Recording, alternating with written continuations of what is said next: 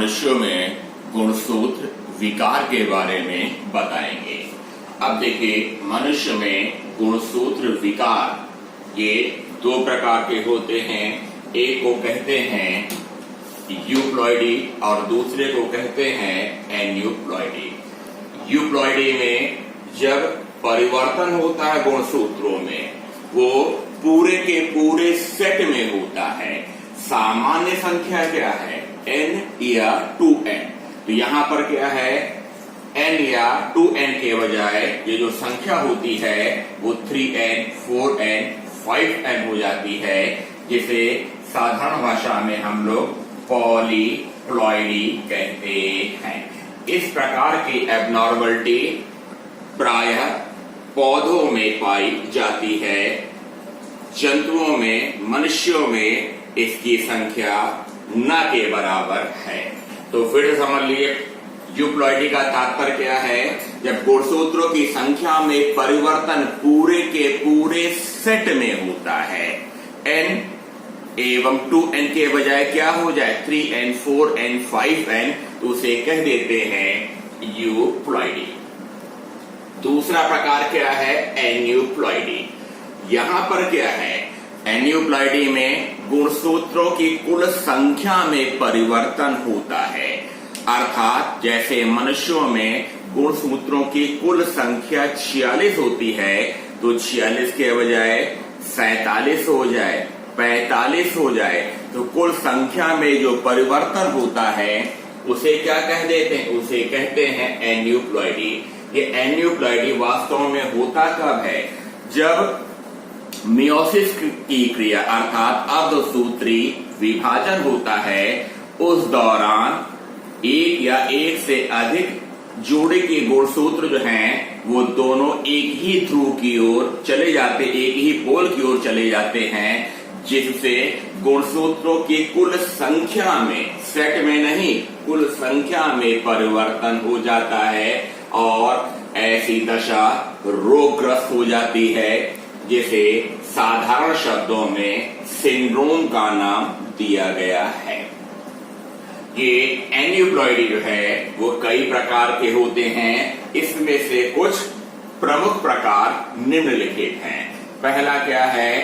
Downs syndrome. ये खोजकर्ता के नाम पर रखा गया है। डाउन सिंड्रोम में क्या है?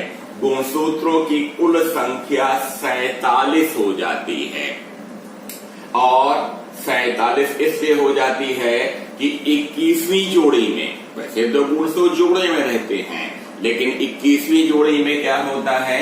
2 के बजाय 3 गुणसूत्र पाए जाते हैं। तो यहाँ पर क्या हो जाता है? गुणसूत्रों की एक संख्या बढ़ जाती है और कुल संख्या 47 हो जाती है।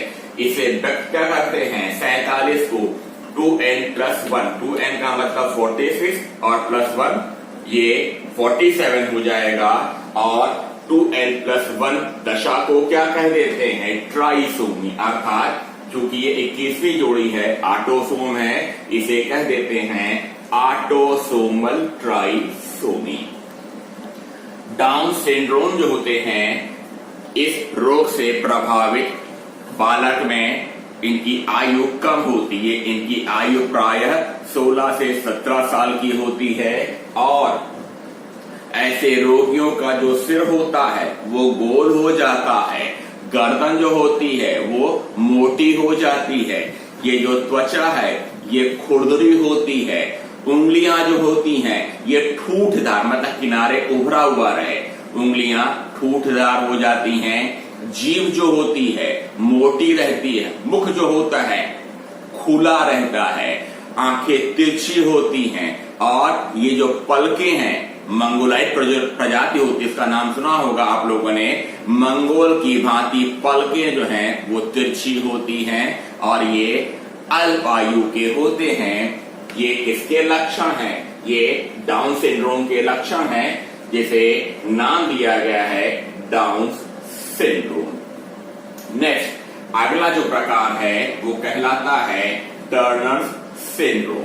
टर्नर सिंड्रोम में क्या होता है कि यहाँ पर गुणसूत्रों की कुल संख्या 45 हो जाती है, तो 46 से 1 कम, तो यहां पर क्या 46 से 1 कम हो जाता है, तो इसे व्यक्त कैसे करते हैं? इसे व्यक्त कर देते हैं 44 प्लस x के द्वारा व्यक्त करते हैं, और ये क्या कहलाएगा? ये कहलाएगा मोनोसोमी, और कुल संख्या 46 को 2n करेंगे और -1 कर देंगे, तो ये क्या कहलाएगा? ये कहलाएगा मोनोसोमी।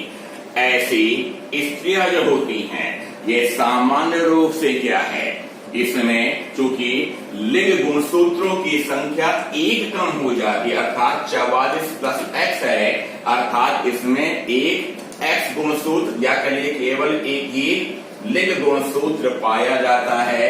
तो ऐसी स्त्रियां जो होती हैं वो इनफर्टाइल नपुंसक होती हैं, अर्थात उसमें जननांग पूर्ण रूप से विकसित नहीं होता है।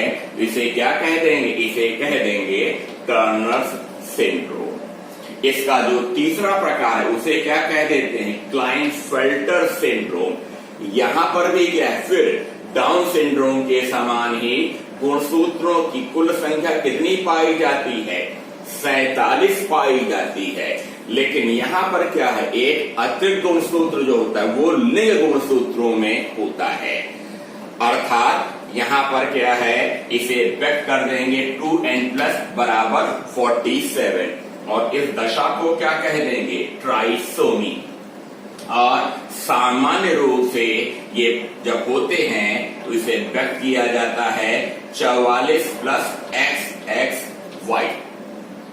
सिंड्रोम अपने आप में रेयर है, लेकिन जितने भी क्लाइनफेल्टर सिंड्रोम है उसमें ये सबसे सामान्य प्रकार है। अब देखिए यहां पर क्या है? यहां पर जो है Y गुणसूत्र है, तो यहां पर क्या है?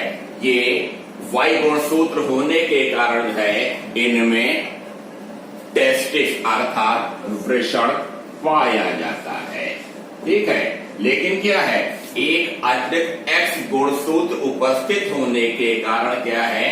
टेस्टिस जो हैं वो छोटे हो जाते हैं, अर्थात एक ही व्यक्ति में नर और मादा दोनों जननांग पाए जाते हैं, अर्थात ये द्विलिंगी हो जाते हैं। और अपने आसपास आपने देखा होगा जो किन्नर होते हैं, किन्नर जो होते हैं वो इसी प्रकार के होते हैं। इंग्लिश में से क्या कह देते हैं? इंग्लिश में से कह देते हैं यूनक्स कह देते हैं, और बायोलॉजी की भाषा में इसे नाम दिया गया है गाइनकोमैस्टिया। तो एक ही सदस्य में जब नर और मादा दोनों लक्षण पाए जाते हैं तो ये दशा क्या कहलाती है? इस प्रकार का सिंड्रोम कहलाता है क्लाइनफेल्टर सिंड्रोम। अब इसकी कुछ विशेष दशाएं हैं। यहां पर देखिए एक अतिरिक्त लिंग गुणसूत्र पाया जा रहा है। अगर मान लीजिए यहां पर जो है 44 प्लस XYY हो जाए, यहां पर क्या XXY था, यहां पर क्या है? ये 2 Y गुणसूत्र हो जाए, तब इसे क्या कह देंगे? तब इसे कहते हैं सुपर मेल या अति नर कहते हैं। और इस लक्षण वाले जो इंसान होते हैं वो प्रायः लंबे होते हैं, झगड़ालू प्रवृत्ति के होते हैं, आक्रामक होते हैं। इसी प्रकार जो है जब इसमें 3x पाया जाए तो इसे क्या कह देंगे? इसे कह देंगे सुपर फीमेल कहेंगे, अति मादा कहेंगे। और ऐसी स्त्रियां जो हैं ये प्रायः मोटी होती हैं, बुद्धू होती हैं, नपुंसक होती हैं। ये कौन सी दशा कहलाती है? ट्रिपल X है तो सुपर फीमेल, और X के साथ डबल Y है तब ये क्या कहलाएंगे? सुपर मेल कहलाएंगे। जहां तक बोर्ड परीक्षा के प्रश्न का सवाल है, प्रत्येक वर्ष जो है ये डाउन सिंड्रोम और क्लाइनफेल्टर सिंड्रोम के बारे में अवश्य पूछा जाता है।